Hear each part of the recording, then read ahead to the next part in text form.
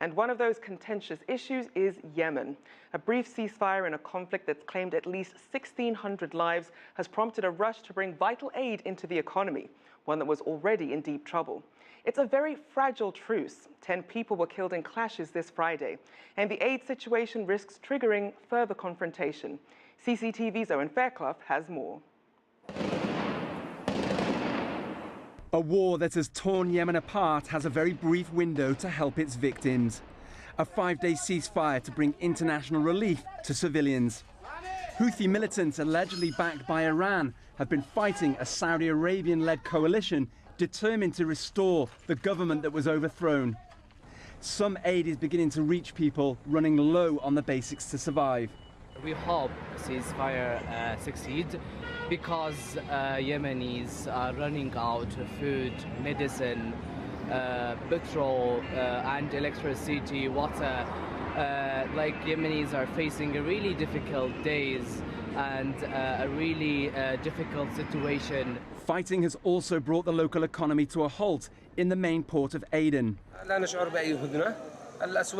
We haven't really felt the truce. The markets are still closed. The areas surrounding the city are still closed off, and the Houthis won't let anything come into Aden. We have to smuggle in certain things like vegetables because we haven't been receiving them. Many people can't go back to their neighborhoods because snipers are still positioned in the same places. The UN's aim to supply 2.5 million Yemenis with food, fuel and medicine is fraught with politics. Officials say Saudi authorities are delaying the distribution of aid with stringent cargo inspections.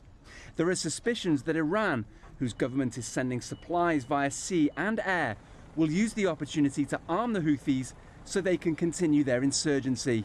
Tehran denies backing them. And the poorest economy in the Arabian Peninsula is now suffering from an accelerated exodus of workers, often on dangerously overloaded boats.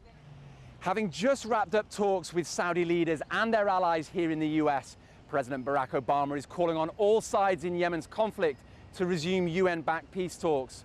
But with the clock running out on this all-too-brief ceasefire, there's no indication of when that may happen.